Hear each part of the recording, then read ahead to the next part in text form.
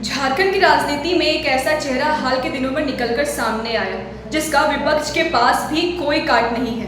लाख कोशिश के बावजूद भी कल्पना सोरेन का तोड़ किसी पार्टी ने एक साल में नहीं खोद सकी। झारखंड के हर कोने में कल्पना को लोग पसंद कर रहे हैं, एक भीड़ इनके साथ चढ़ रही है। अब साफ है कि विधानसभा चुनाव में कल्पना सभी चेहरों पर भारी पड़ रही है। खुद हेमंत सोरेन भी इनके आगे कम पड़ जा रहे हैं।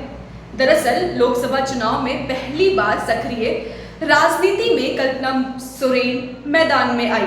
इसके बाद ईडी गठबंधन के पास एक मजबूत चेहरा बन गई।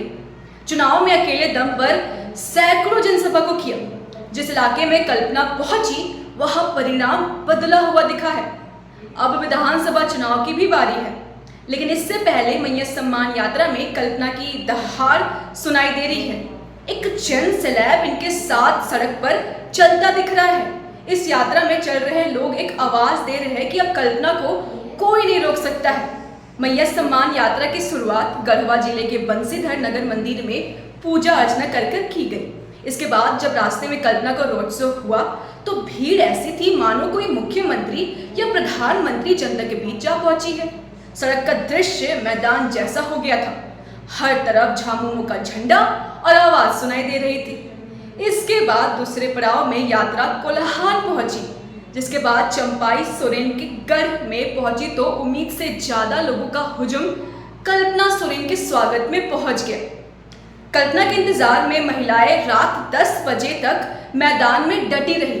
जब तक उनका कार्यक्रम खत्म नहीं हुआ तब तक सब टकटकी लगाकर बैठी दिखी। इसके बाद जब सरायकेला के रोड शो हुआ तो जन सैलाब उमड़ पड़ा। हर तरफ झामुमो का झंडा दिख रहा था। लोगों के उत्साह को देख कल्पना भी खुद को रोक नहीं पाई और गाड़ी के बोनट पर बैठकर हाथ में झामुमो का झंडा थाम लिया। इसके बाद कार्यकर्ताओं का उत्साह देखने लायक था। कल्पना का यह अंदाज भी खूब ट्रेंड करने लगा। सरायकेला में लोगों का प्यार देख कल्पना सोरेन भी खुश हुई।